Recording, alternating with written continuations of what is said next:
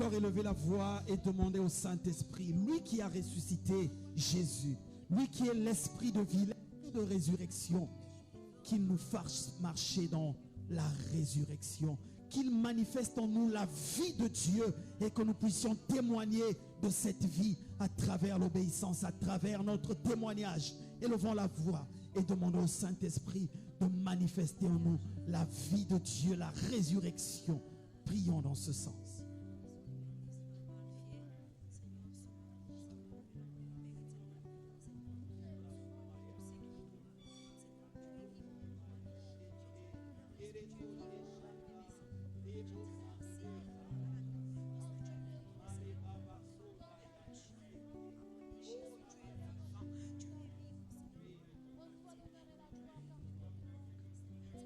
Remplis-nous de ta vie, Saint-Esprit.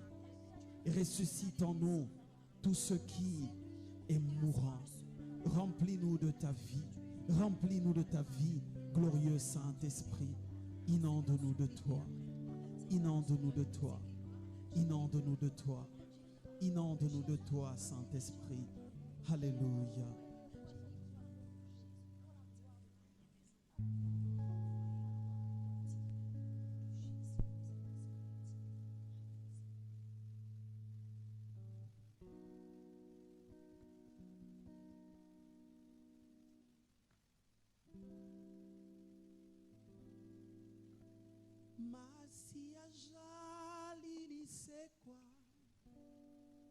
Asekwisirio soyangai sokingai nazopema lokumwezongera polo kufetiki esika amwana mpate na zambe sokingai nazopema.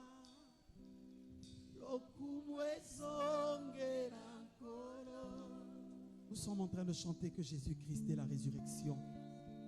Nous disons que ce n'est plus moi qui vis, mais c'est Christ qui vit en moi. Nous disons que parce que Christ est ressuscité, alors moi aussi je vis. Et si je vis, que la gloire revienne au Père, que la gloire revienne à Jésus le ressuscité.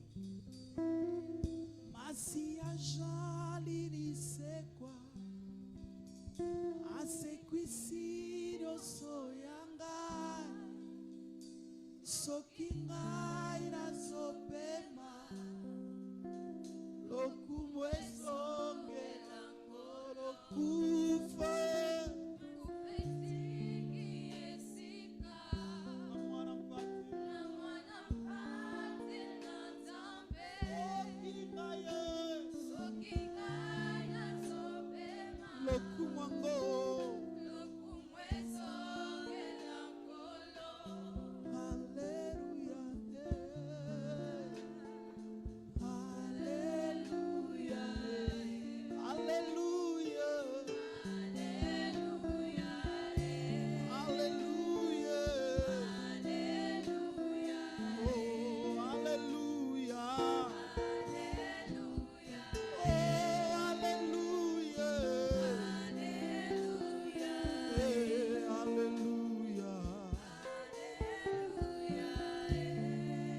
La Bible déclare que quand Christ est mort pendant 3 jours, il est descendu dans les régions inférieures et il est allé prêcher la bonne nouvelle.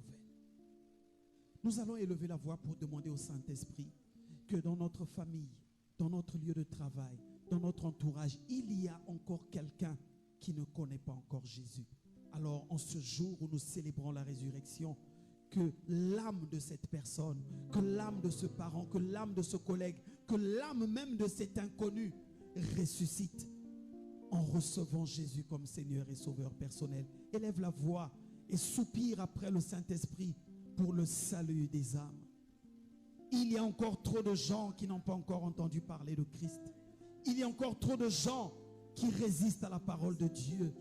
Mais si toi tu te lèves, Église, si tu te tiens à la brèche et intercèdes et cries vers le Père en faveur des âmes perdues, alors le Père les attirera. Alors le Père enverra un homme, une femme, annoncer la bonne nouvelle et la vie entrera chez eux et ils seront également ressuscités. Prie dans ce sens. Prie dans ce sens. Prie dans ce sens. Alléluia.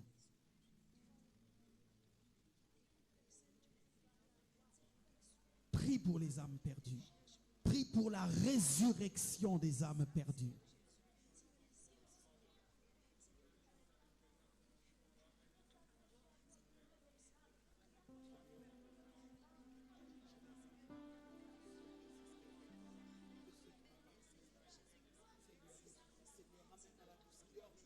Fleurir de nouveau. Seigneur, le bâton qui avait séché, tu l'as fait revivre en le faisant fleurir. Seigneur, fais refleurir ces champs qui ont séché, ce champ de ruines, Seigneur, qu'ils reprennent vie. Que les ossements déchaissés reprennent vie, ô Père, au travers de la prédication de ta parole. Que la parole de vie, que la parole du royaume touche les ossements desséchés. Touche les âmes desséchées, touche les vies desséchées, afin que la résurrection se manifeste, afin que la vie reprenne ses droits, afin que refleurisse, Seigneur, ce qui avait flétri. Dans le nom de Jésus, dans le nom de Jésus, tu es la vie et la résurrection. Alléluia. Est-ce que tu peux acclamer le grand vainqueur de Golgotha? Est-ce que tu peux acclamer le ressuscité? Est-ce que tu peux acclamer celui qui a vaincu la mort? Est-ce que tu peux acclamer celui qui nous a rendu la vie? Celui qui n'échoue devant rien, celui qui ne faillit pas, celui qui n'échoue jamais.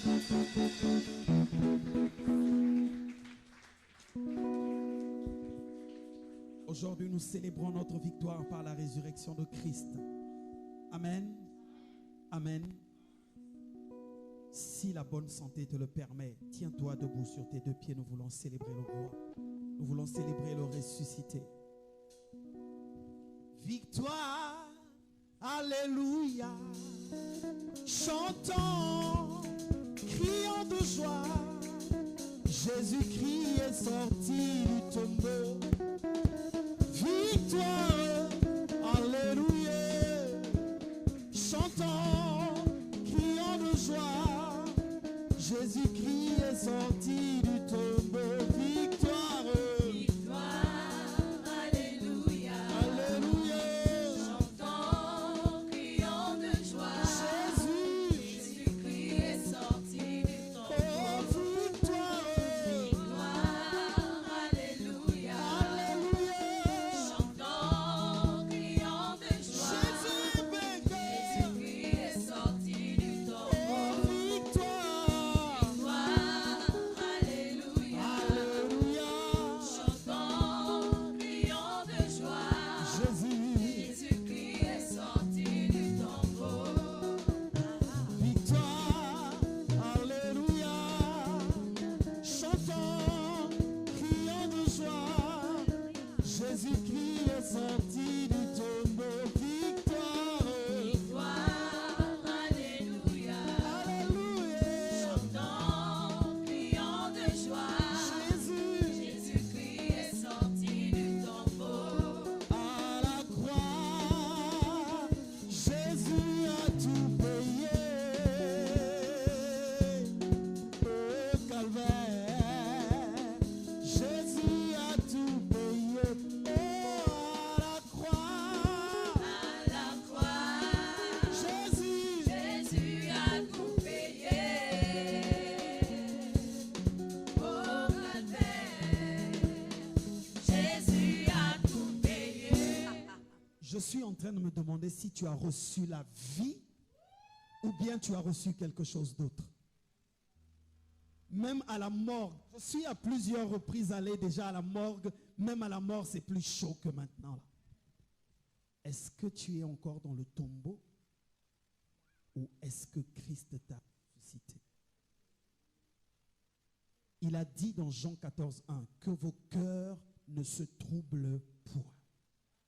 Peu importe la pandémie, peu importe les difficultés, peu importe les manquements, peu importe les besoins, mais nous savons une chose, Jésus est vivant. S'il est vivant, il n'y a aucune raison que toi et moi demeurions dans la mort. On lui a dit, ce n'est pas la peine, il est mort depuis 4 jours, il sent déjà. Même si tu sens déjà, même si ta situation sent déjà, Jésus s'en fout parce que Jésus est la résurrection et la vie. Jésus est quand même venu.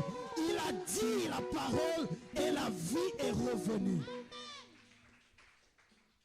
Alors n'écoute pas ceux qui sont en train de dire qu'il y a le projet de tuer tous les hommes.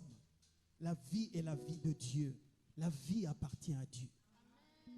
La Bible dit qu'un jour, Dieu s'est repenti d'avoir créé l'homme et il a décidé d'en finir avec l'homme. Mais la bonne nouvelle, c'est que pendant qu'il décidait de les exterminer, il a pris un petit lot de huit qu'il a mis à côté. Si Dieu n'a pas pu éliminer la vie, qui peut le faire? Alors ce matin, nous avons toutes les raisons de l'acclamer, de le célébrer, de le louer, de le glorifier, de l'honorer, de l'exalter. Non, ça ce sont les acclamations dignes d'un chef de quartier. Nous voulons acclamer le roi, nous voulons acclamer l'éternel, nous voulons acclamer le ressuscité.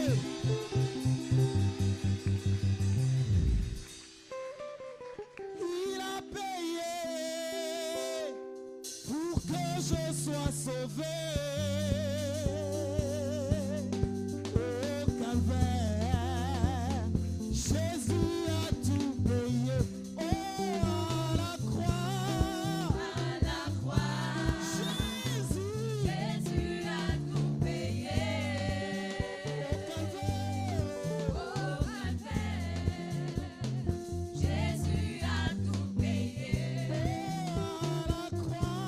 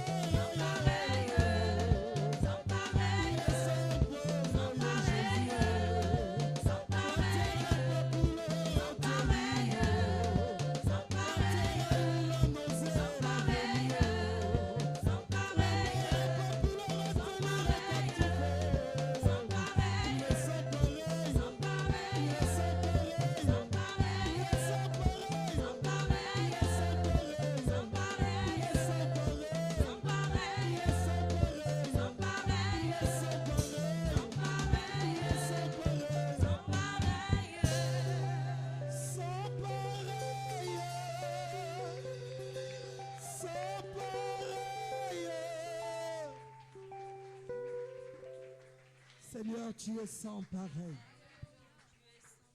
Les hommes meurent, peu importe leur richesse, et ils ne reviennent jamais. Mais toi, tu es descendu là d'où personne n'est remonté, et tu es revenu vainqueur. Tu es ressorti plus que vivant, parce que tu es la résurrection et la vie. Alors nous t'élevons, nous te célébrons. Nous t'honorons et nous te rendons toute la gloire.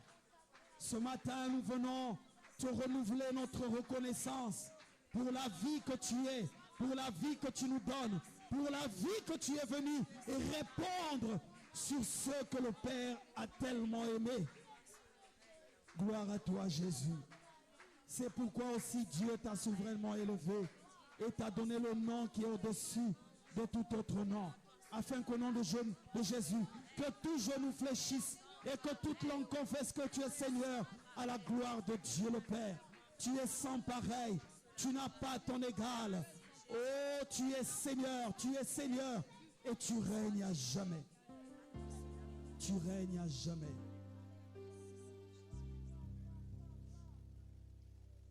Ma seule raison de vivre,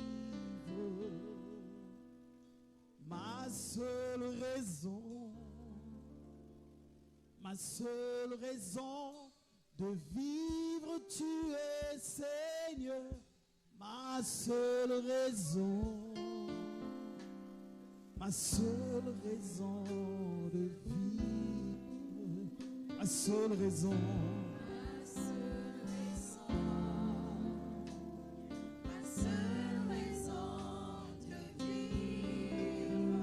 Ma seule raison, ma seule raison de vivre, tu es Seigneur, ma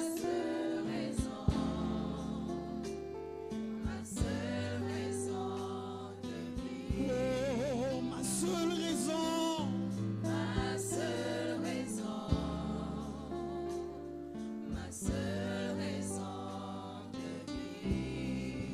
Ma seule raison de vivre, ma seule raison,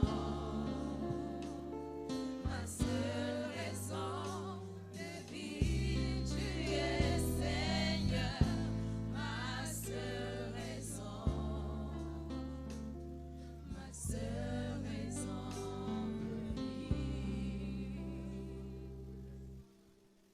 oui Seigneur, tu es la raison de nos vies. Nous sommes là parce que tu es mort et ressuscité. Nous sommes là parce que tu es venu rendre la vie disponible. Ce qui avait séché, ce qui avait tari, tu as fait refleurir et tu as fait jaillir de nouveau la source de vie que tu es. Alors nous nous prosternons dans ta présence pour t'adorer. Nous nous prosternons dans ta présence pour t'élever. Toi le ressuscité, toi que la terre, toi que le séjour des morts n'ont pu retenir. La terre a eu la nausée, elle a vomi celui qui était insaisissable. Gloire et louange à toi. Alléluia. Au nom de Jésus-Christ. Alléluia. Éternel et Dieu Tout-Puissant, ce matin encore, Seigneur, nous te sommes encore infiniment reconnaissants. Béni soit ton Saint-Nom, ô notre Dieu. Manifeste ta bonté, Seigneur. Manifeste ta gloire, ô Père éternel. Sois ta lèvre, ô mon Dieu, mon roi. Écarte l'homme du chemin, Seigneur. Toi-même, ô Père éternel, Dieu du ciel. Prends place en ces lieux, Seigneur Jésus. Ces femmes et ces hommes, ô Dieu, chacun parti de chez soi. Bénis en ces lieux, Seigneur Dieu de gloire. Il veut te rencontrer, toi. C'est pour cela, éternel, rencontre-les, ô Dieu, et chacun sort de ces lieux dans la joie, avec la solution de son problème. Parle au cœur de ton peuple, ô Père éternel. Purifie ces moments, ces instants, ô notre Dieu. Sanctifie ta parole par toi-même. Agis puissamment parce que tu es notre Dieu. Seigneur, ne permets pas que celui qui est venu en ces lieux malade, qui sort encore malade de ces lieux. Dieu Tout-Puissant, Que le miracle, ce matin, oh Dieu, soit compté parmi nous. Béni soit ton Saint-Nom. La gloire, l'honneur et la puissance te reviennent. Au nom de Jésus, nous t'avons ainsi prié. Amen. Amen. Acclamons le Seigneur.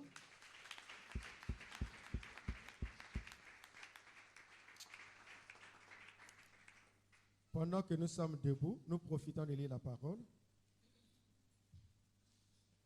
Nous allons lire la parole dans Exode au chapitre 12, le verset 11. Exode chapitre 12, le verset 11, la Bible dit. Quand vous le mangerez, vous aurez vos reins sains, vos souliers aux pieds et votre bâton à la main. Et vous le mangerez à la hâte. C'est la Pâque de l'Éternel. Amen. Amen. Viens nous asseoir. Bien-aimés dans le Seigneur, nous sommes en train de parler de quelque chose de très capital, de la Pâque de l'Éternel. Amen. L'humanité tout entière aujourd'hui est en train de célébrer la Pâque. Et si nous restons dans cette célébration mondiale de la Pâque, ça ne va rien nous donner. Alléluia. Alléluia. Voyez-vous que l'anniversaire, c'est l'événement qui célèbre le jour de la naissance, n'est-ce pas? Oh, est-ce que le peuple est là? Vous croyez que c'est la Pâque? Alléluia. Soyez un peu attentifs. Dieu est en train de faire des choses. Les miracles, au fait, sont en tout temps. Amen. Mais il suffit à la personne d'être connectée au passage que les choses sont en train de passer. Tu ne peux pas sortir de ces lieux comme tu es rentré. Alléluia. Mais si tu es distrait, ça passera là, sans pourtant que tu ne t'en rendes compte. Et la Bible dit, Dieu nous parle tantôt d'une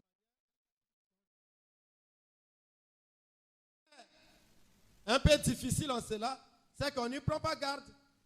Amen. C'est là où le prophète nous a parlé sur divinement averti.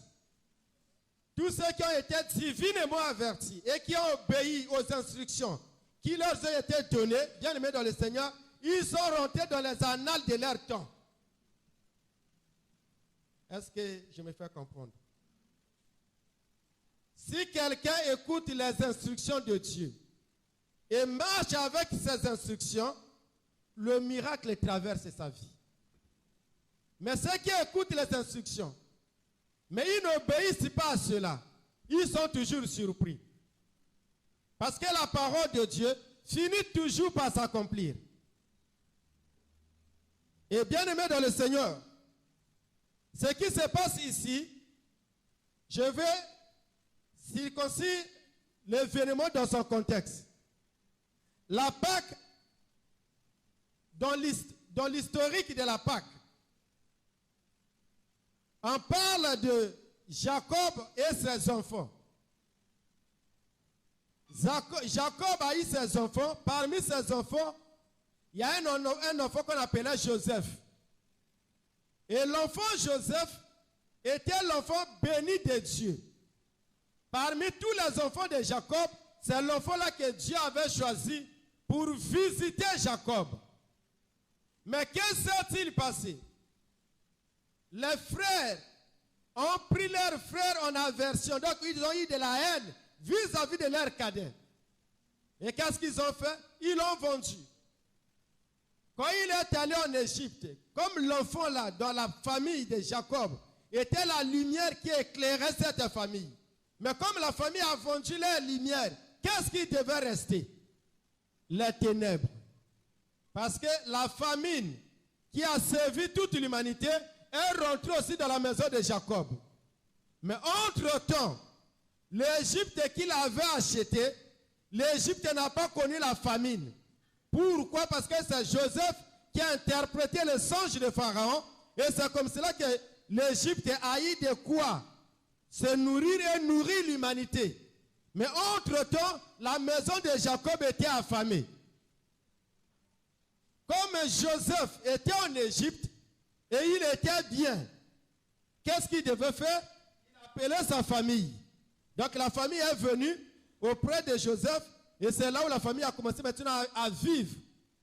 Ils étaient bien. Le roi, le pharaon qui connaissait Joseph étant mort, alors celui qui est venu ne le connaissait pas. Il a eu de la haine vis-à-vis de ce peuple. En ce moment, qu'est-ce qu'il a fait? Il a commencé à réduire ce peuple en esclavage. C'est là où la vie de l'Égypte n'était plus la vie des anges comme au temps de Joseph. Ça devient maintenant une vie de difficulté énorme. Et tellement que ça a mis du temps, donc le peuple ne savait plus qu'ils étaient là-bas selon une promesse. Ils sont restés longtemps en Égypte en train de souffrir en esclavage. Dieu s'est souvenu de son peuple. Donc ce matin, je vais dire à un frère et à une sœur, Dieu s'en souviendra toujours de son peuple. Ce n'est pas tes difficultés, ce n'est pas tes problèmes qui peuvent empêcher à Dieu de s'en souvenir de toi. Quand Dieu s'en souvient de son peuple, il élabore une stratégie. Et la stratégie de Dieu, à ce temps-là, Dieu a rencontré Moïse. Il a donné les instructions à Moïse. Il dit à Moïse, vous devrez immoler l'agneau. Amen. L'agneau doit être immolé et ceux qui doivent manger l'agneau doivent la manger à la hâte.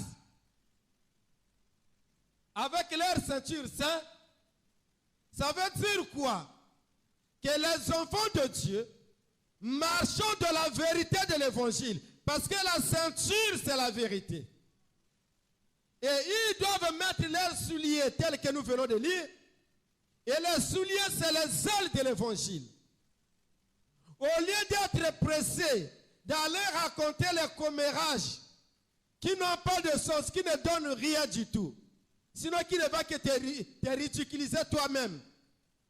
Marche à cause de l'évangile. Enseigne, partage à l'autre le témoignage que tu as reçu. Ça sauvera une vie, ça sauvera quelqu'un. Voilà ce que Dieu donnait comme recommandation. Il dit, quand vous allez manger l'agneau, vous prendrez le sang, vous mettrez sur la linteau, sur les deux poteaux. Et c'est ça qu'on appelle la Pâque de l'Éternel. Alléluia. Je voulais expliquer quelque chose. Parce que quand on parle de l'agneau, on est en train de parler de la nourriture. Amen. Est-ce que le peuple d'Israël en Égypte, est-ce qu'ils étaient affamés? Vous n'êtes pas là? Alléluia. Est-ce qu'en Égypte, le peuple mangeait? Est-ce qu'il mangeait bien? Oui, il mangeait bien. Il mangeait les saucissons à l'ail, les concombres, tout cela. Donc, ce qui était de bien en Égypte, il mangeait ça. Amen. Alléluia. Est-ce que vous savez que non, pour sortir de l'Égypte, ils ont changé leur alimentation? Waouh. Alléluia. Ce jour-là, pour sortir de l'Égypte, le menu de leur vie devait changer. Dieu a dit maintenant, arrêtez un peu avec vos concombres là. Arrêtez un peu avec vos saucissons là. Laissez un peu ça de côté. Vous allez maintenant manger selon ce que je vais vous ordonner de manger. Et quand ils ont mangé le menu que Dieu leur a proposé, alors, quand ils ont fini de manger l'agneau, Pharaon n'a pas pu les contenir encore. Et l'Égypte n'était plus maître de ce peuple. Le peuple est sorti parce qu'ils ont mangé l'agneau. Non seulement qu'ils ont mangé l'agneau, mais ils ont mangé ça avec leurs souliers aux pieds, avec les ceintures saintes. Donc ils mangeaient ça à la hâte. Parce que prêts à sortir. Bien aimé, les temps sont mauvais. Rachetons les temps quand les jours sont mauvais. Il faut faire vite. Si nous obéissons à la parole de Dieu, nous écoutons les instructions, nous marchons selon les instructions, les choses vont changer. Si les choses ne changent pas, ils sont restés esclaves parce que eux et les Égyptiens, ils avaient le même menu. Oh, même moi je ne savais pas. Puisqu'ils avaient le même menu, ils devaient avoir cette vie-là de l'Égypte. Alléluia. Mais le jour où ils ont changé leur menu, alors l'Égypte ne pouvait plus les retenir pour rester là. Ils n'étaient pas en Égypte parce qu'ils voulaient. Ils étaient en Égypte parce qu'ils étaient contraints. Amen. Mais quand ils ont mangé l'agneau, bien aimé dans le Seigneur, c'est l'agneau qui commence à faire le travail. Écoute ça. Le jour où l'ange Gabriel est venu dans la maison de Marie, a rencontré Marie, a salué Marie, alors l'ange a parlé à Marie quelque chose de très capital. Il lui a dit, le Seigneur est avec toi. Tu seras enceinte et tu enfanteras un fils. On lui donnera le nom d'Emmanuel, de Jésus. Alléluia. Écoute la réponse de Marie à l'ange. Il dit, comment cela se fera-t-il? Puisque je ne connais pas d'homme. Ça veut dire que Marie, elle était vierge. Elle ne connaissait pas les hommes. Mais on ne peut pas être enceinte sans un époux. Mais tu dis que je serai enceinte. Mais l'époux, puisque avec Joseph, nous sommes encore fiancés, nous ne nous connaissons pas encore. Comment cela peut se faire? Écoute la réponse de l'ange. L'ange dit, le problème de la conception de l'enfant ne dépend pas de toi. Ce qui dépend de toi, c'est ton aval, où tu acceptes la salutation, ou tu rejettes. Est-ce que quelqu'un est là? C'est là. Donc l'ange voulait dire à Marie, si tu veux le miracle, tu acceptes. Donc tu es libre d'accepter le miracle comme de le rejeter. Et Marie a dit qu'il me soit fait selon sa parole. Je suis sa servante. Amen. Et l'ange lui a dit, tu seras couvert de l'ombre du Saint-Esprit. Donc ça veut dire quoi? Au sujet de miracles, au sujet de tout ce qui se passe, ce n'est pas ton travail à toi. Ton travail à toi, c'est de manger l'agneau. Maintenant le reste, c'est le Saint-Esprit qui fera le reste. Donc si quelqu'un obéit à la parole de Dieu, lui il la quitte. Et la parole commence à faire le reste. Comme j'ai dit le matin, Naaman était lépreux. Amen. Avec sa lèpre, Naaman est allé en Israël.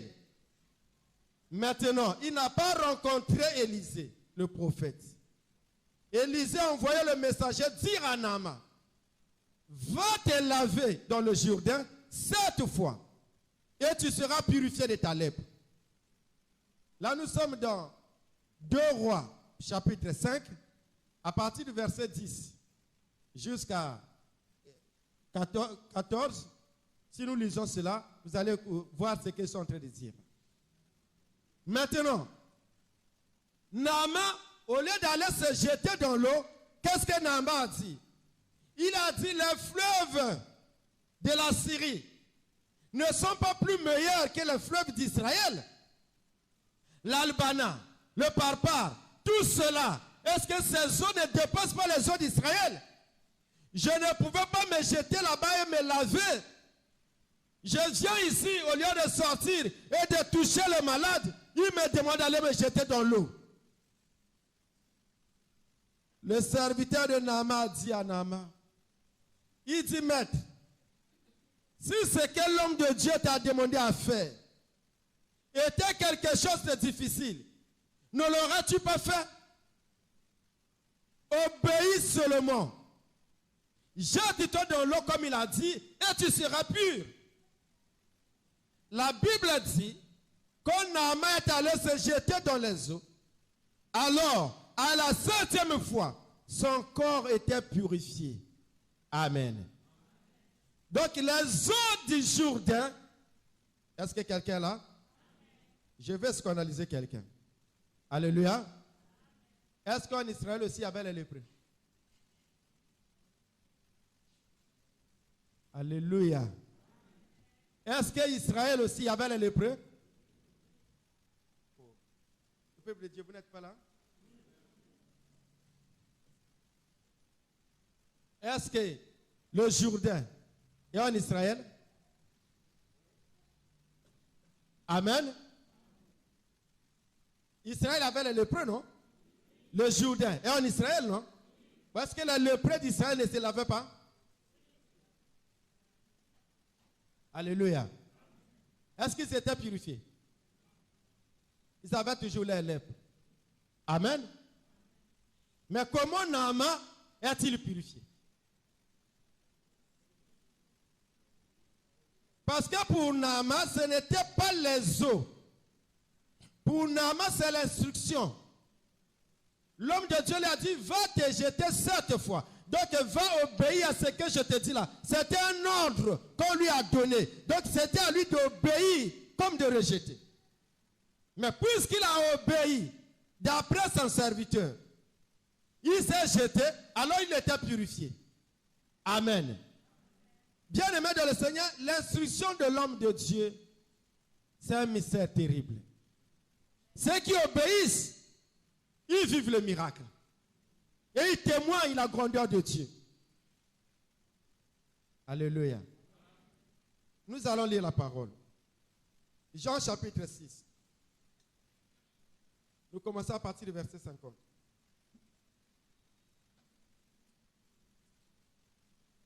Jean chapitre 6 à partir du verset 50. La Bible dit, c'est ici le pain qui descend du ciel, afin que celui qui en mange ne meure point. C'est ici, donc c'est Jésus qui parle, il dit c'est ici, le pain qui descend du ciel, afin que celui qui en mange ne meure pas. Vas-y mon frère. Je suis le pain vivant qui est descendu du ciel. Jésus-Christ est le pain vivant qui est descendu du ciel. Si quelqu'un mange de ce pain, il vivra éternellement. Et le pain que je donnerai, c'est ma chair. Ma chair que je donnerai pour la vie du monde. Là-dessus, les Juifs disputaient entre eux, disant, comment peut-il nous donner sa chair à manger? Jésus leur dit, en vérité, je vous le dis. En vérité, je vous le dis. Si vous ne mangez la chair du Fils de l'homme, si vous ne mangez la chair du Fils de l'homme, et si vous ne buvez son sang, et que vous ne buvez son sang, vous n'avez point la vie en vous-même. Vous n'aurez pas la vie en vous-même. Donc vous n'aurez pas la vie. Vous allez périr. Mais ce qui vous donne la vie, si vous mangez la chair et vous buvez le sang. Amen. Alléluia. Supportez-moi de cette manière d'enseigner, mais ça fait du bien. Je pose la question, pas pour tester le niveau du peuple, non. Je pose la question, c'est que pour que nous tous nous rentrons dans la même dimension. D'autres personnes préfèrent la lecture. Tous nous allons lire. Et nous lisons cela, nous continuons. Mais moi, je préfère le style où je parle avec les questionnements, vous répondez et tous nous rentrons dans cela. Amen. Est-ce que vous croyez comme moi que Pierre avait mangé aussi le pain? Alléluia. Quand Jésus a fait la Sainte Seine là, est-ce que Pierre avait mangé le pain? Oui. Est-ce que Judas aussi a mangé? Alléluia. Est-ce que quand Judas a mangé, est-ce que Judas était sauvé? Pourtant, il a participé à la Sainte Seine. Amen. Mais pour être sauvé, il n'était pas sauvé. Alléluia. Mais la Bible dit quoi? Il dit que c'est ici le pain qui descend du ciel. Celui qui en mange, il aura quoi? La vie éternelle. Amen. Alléluia. Nous allons lire Jean chapitre 18, verset 25.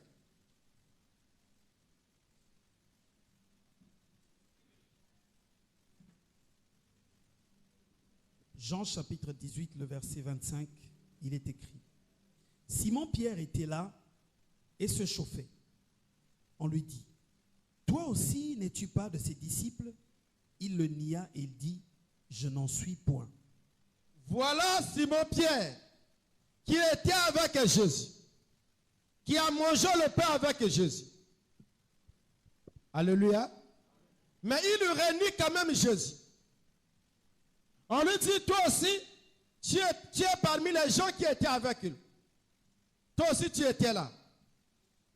Vous savez, celui qui lui posait la question, c'était qui? Alléluia.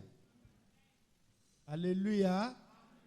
Celui qui posait la question à Pierre. Continue la lecture. Nous tous, nous allons découvrir. Jean chapitre 18, le verset 26. Un des serviteurs du souverain sacrificateur, parent de celui à qui Pierre avait coupé l'oreille. Un des serviteurs du souverain sacrificateur.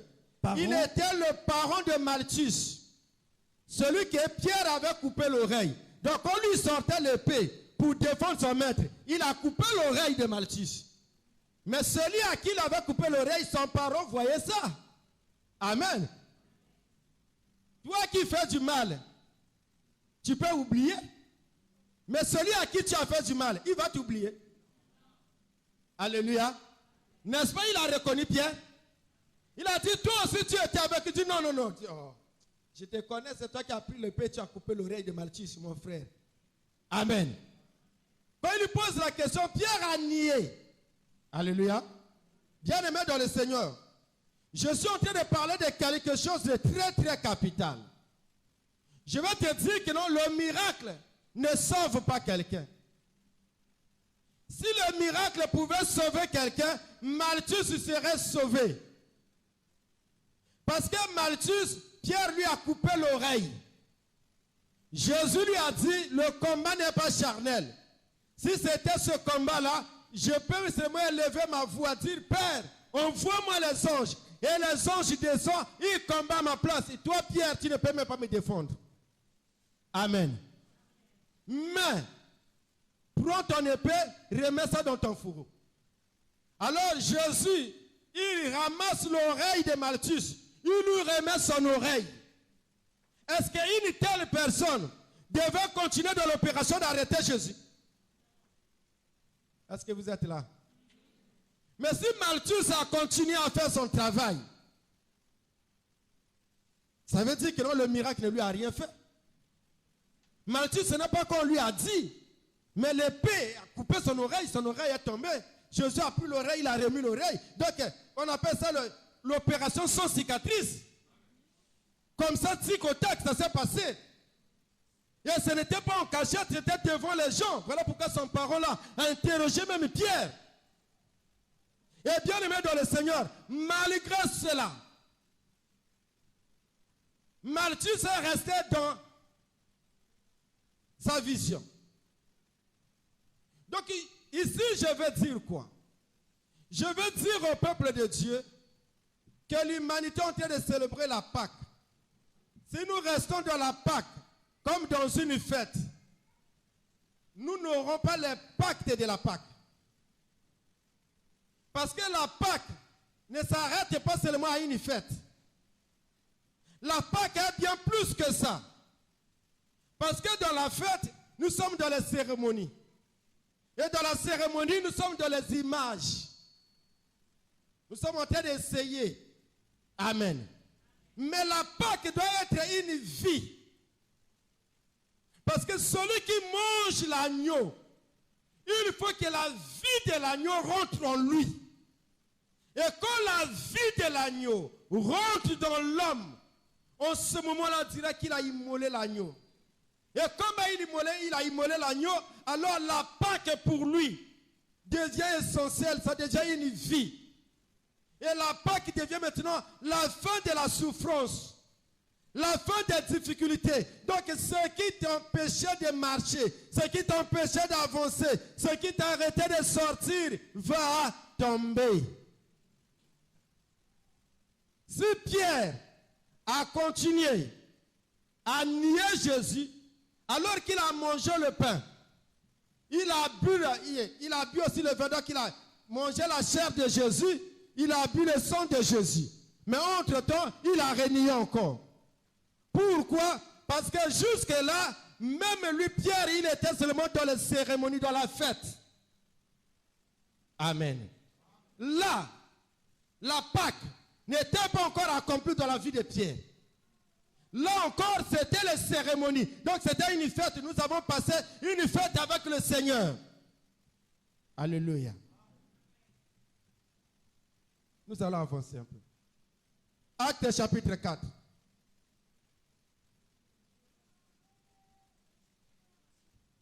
À partir du verset 18 à 19.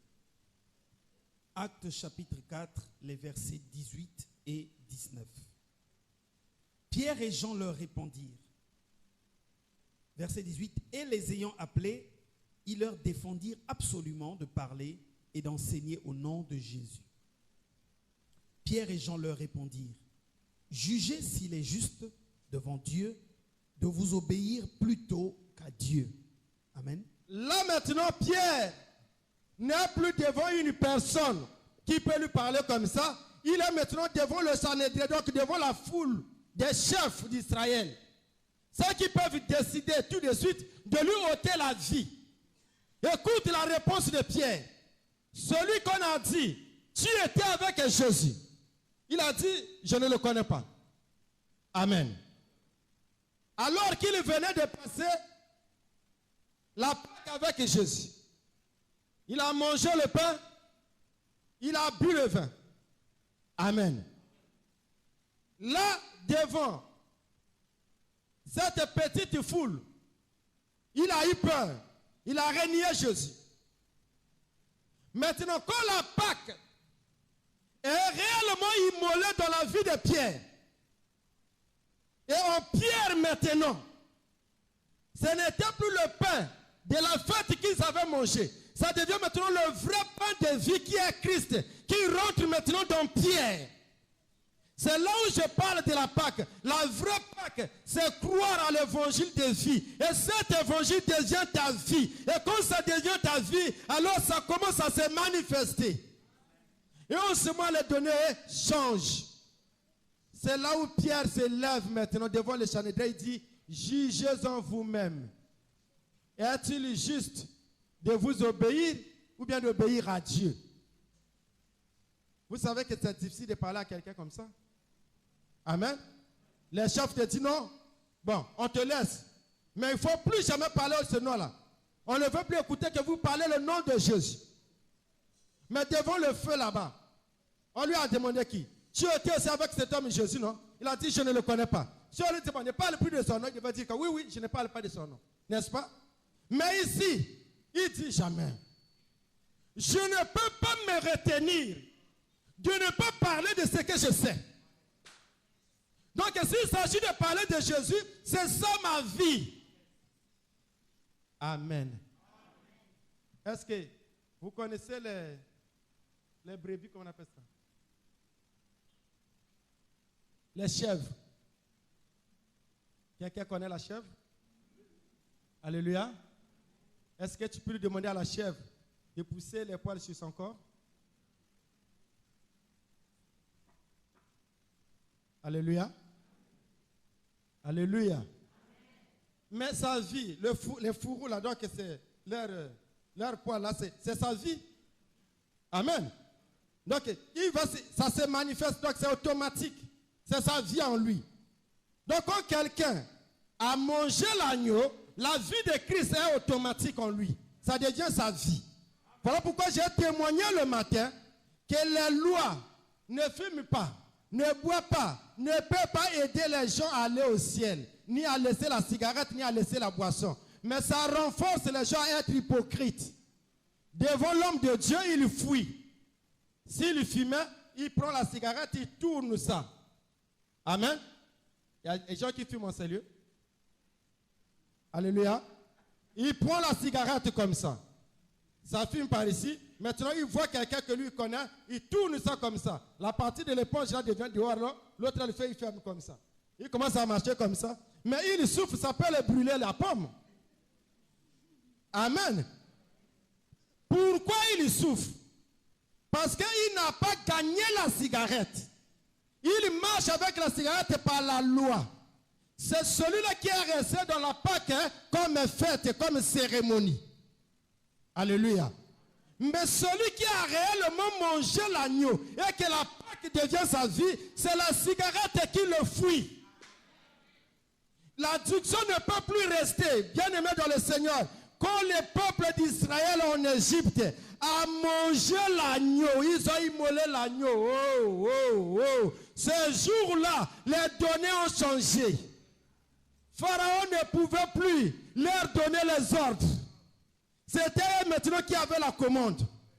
Ils ont dit aujourd'hui, nous allons sortir. Et bien aimé dans le Seigneur, je suis même choqué. Vous savez que même pendant la modération, il a fallu à l'homme de Dieu de nous pousser à chanter. Amen. J'ai compris que oui, c'est la fête, c'est normal, c'est la fête de Pâques. Alléluia. Mais si réellement, Christ devient ta fête, ta Pâques, et que Christ devient la Pâque en toi, est-ce que tu as besoin quand on voit chanter? Non, le miracle en toi, ça crée, ça donne un rythme. C'est là où l'homme seul dans sa chambre, il se met à danser. On n'écoute pas la musique, parce que la musique est déjà ancrée en lui. Le miracle est là, ça se manifeste. C'est ça la Pâque. La Pâque ne s'arrête pas sur les fêtes. La Pâque doit être une vie. Quelqu'un qui prend la parole, qui vit avec l'évangile, et l'évangile devient sa vie. L'Égypte ne peut plus te retenir. Ce qui est curieux, c'est qu'ils sont sortis de l'Égypte. Amen. Ils arrivent devant la mer Rouge. La mer Rouge vient leur barrer la route. Amen. Mais la mer Rouge ne savait pas que ce peuple qui est sorti là, ils ont immolé l'agneau. Amen. Mais comme ils ont immolé l'agneau, oh, c'est là le vrai mystère. Si l'agneau est immolé dans ta vie, je te dis ce matin au nom de Jésus, quel que soit le nom de la maladie, ce n'est qu'un nom qu'on a donné à ce mal-là parce que ça emmerde les gens. Ça peut enterrer les autres, mais chez toi, ça ne fera rien, ça va tomber. Pourquoi? Parce que tu as le sang de Jésus en toi. Et le sang de Jésus annule toute maladie. C'est pour cela que la mer ne pouvait pas leur barrer la route. Quand la mer a voulu barrer la route, alors ils ont séparé la mer. J'ai dit au nom de Jésus ce matin même, ce qui devait te barrer la route, ce qui te barrait la voie, ce qui freinait ta promotion, ça doit tomber. Parce que tu viens d'immoler l'agneau, ça n'a plus de place dans ta vie. Tu ne peux pas rencontrer Christ et rester le même. Non. Si tu rencontres Christ, tu restes le même, ça veut dire que non, tu le prends encore dans les cérémoniales. Amen. Mais si tu le prends comme une vie, et tu commences à vivre la vie de Christ en toi, bien aimé, en Égypte, ils ont changé l'alimentation, alors ils ont changé aussi l'endroit de vivre. Alléluia. Donc ce matin, je te dis la vérité, si nous immolons aussi la vraie Pâque, amen. Je ne parle pas de la fête qui se passe partout, que chaque année, en ce mois d'avril, on fait la Pâque. Non, je ne parle pas de ça. Je parle de la vie de Christ qui est l'évangile, la parole de vie. Quand il commence à vivre en toi, et tu commences à vivre avec cette parole, il faut que les choses changent. Même quel que soit le blocage de ta famille, ça va tomber. Parce qu'une vie nouvelle va commencer avec toi. Tu dois changer le nom de ta famille. Si autrefois ils étaient les esclaves, cette fois-ci on ne peut plus les appeler les esclaves, on les appelle le peuple de Dieu. Ils deviennent les distingués, les honorables, ils deviennent les excellents, les excellences. Et bien aimé dans le Seigneur, pourquoi? Parce que ni le désert, ni la mer, ni les difficultés, ni le combat, ça ne pouvait pas leur freiner. Parce que ceux qui ont immolé l'agneau, ils deviennent plus forts que tout le monde. Donc la vie de Christ en nous fait de nous des vainqueurs. Donc ce matin, mon frère, ma soeur, je veux simplement te rappeler que la Pâque que nous parlons, la Pâque de l'Éternel, C'est cette vie de Christ en nous. Quand cette vie est en nous, le péché n'a plus sa place. Amen. Parce que quand Christ, il est la lumière, maintenant le péché va vivre où? Alors que le péché, c'est les ténèbres. Entre les ténèbres et la lumière, il n'y a pas de guerre. Les ténèbres peuvent régner comme ils peuvent, aussi longtemps que la lumière n'est pas là. Mais si tu invites la lumière dans ta vie, les ténèbres eux-mêmes, ils savent que non, là où la lumière est venue, on n'a plus de place ici, ils font quoi? Ils disparaissent. Donc dès ce matin, que la lumière de l'Éternel éclaire ta vie et que la Pâque réelle vive en toi et que les données de ta vie changent dès ce matin.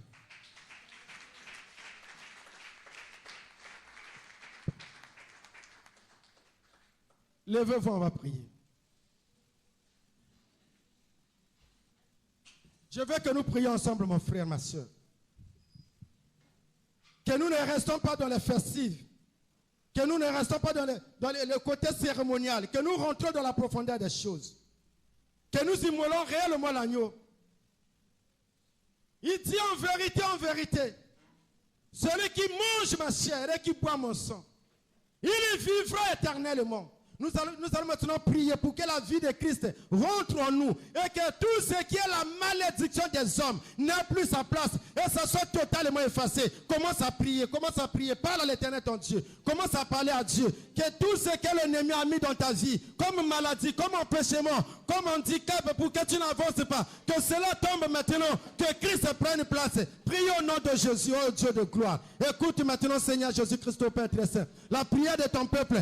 Écoute, Seigneur Jésus, la voix de ton peuple. Oh Dieu, c'est la célébration, Seigneur, doit passer, Seigneur Dieu de gloire. Nous voulons vivre, Seigneur Jésus, la vie de l'évangile, qui est une vie, Seigneur, manifeste. Oh Dieu, qui donne la paix, qui donne la guérison, qui donne la restauration, qui nous fait sortir de l'esclavage. Au nom de Jésus, puissance du Saint-Esprit, manifeste-toi maintenant, Seigneur. Sois à l'œuvre parce que tu es notre Dieu. Guéris ton peuple, au Père éternel. Ce matin encore, au Père très saint. Que cette cérémonie de ce matin, Seigneur Jésus, ne reste pas une cérémonie. Rentre avec nous dans la profondeur, Seigneur. Tu as dit ta parole. Tes paroles sont esprit et vie. C'est ta parole qui vivifie. Maintenant, Dieu Tout-Puissant, donne la vie à notre corps mortel. Donne la vie, Seigneur Jésus-Christ, au Dieu du ciel. Au projet, Seigneur Dieu de gloire, qui était arrêté. Père éternel, c'est toi. Le bouclier protecteur, c'est toi. Le créateur des cieux et de la terre, c'est toi. Agis puissamment, Seigneur. Agis puissamment, notre Dieu. Manifeste-toi. Manifeste-toi. Manifeste-toi. Au nom de Jésus. Au nom de Jésus. Que ce matin encore, Seigneur Dieu de gloire, que ton peuple ne sorte pas de ces lieux comme ils sont venus. Qu'ils sortent de ces lieux, Seigneur Jésus, avec l'incite de l'Éternel. Oh Dieu, avec un témoignage palpable. Que ta parole devienne esprit et vie dans nos vies, Seigneur Jésus-Christ. Manifeste-toi. Manifeste-toi au nom de Jésus-Christ. Gloire et louange à toi. Au nom puissant et glorieux de notre Seigneur et Sauveur, Jésus-Christ. Amen. Amen. Que l'Éternel Dieu vous bénisse.